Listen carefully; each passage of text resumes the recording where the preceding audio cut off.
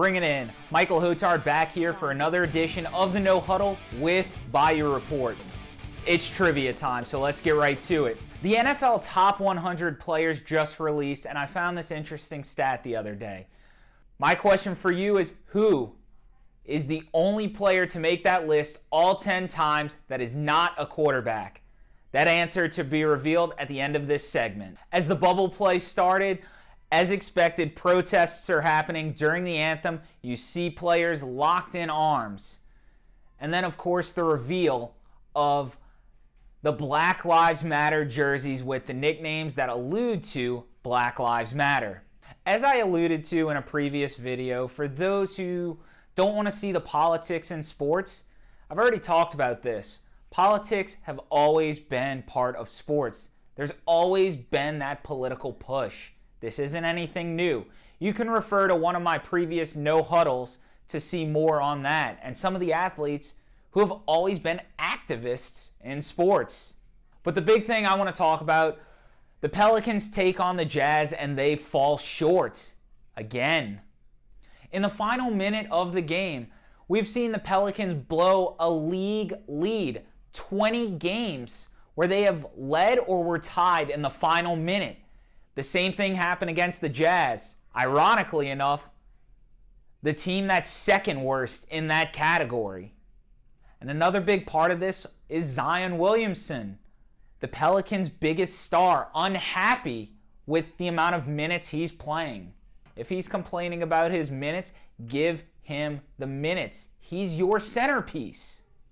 Now, while this is no time to panic, the Pelicans better figure it out quick, because the bubble isn't lasting long and their bubble might be bursting.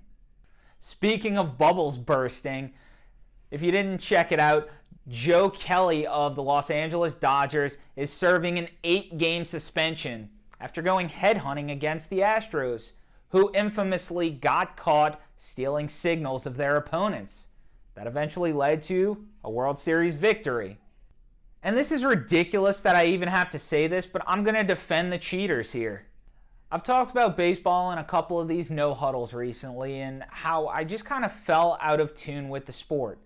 One of the big reasons for that is the unwritten rules. One of the unwritten rules is you do something wrong or do something that takes a shot at the integrity of the game, you may catch a couple of fastballs at you. Now look, I don't have a problem plucking someone in the side and making them sleep on the opposite side a couple of nights. So be it. But going after someone's head, not good. Not for that, never will be, and you can't convince me otherwise. There's no part of the integrity of the game argument that will ever make me give the green light to go after someone's head with a fastball. If Joe Kelly takes a line drive off the face later in the season, I'm not really going to feel bad for him. You don't deliberately throw at someone's head. That's not okay.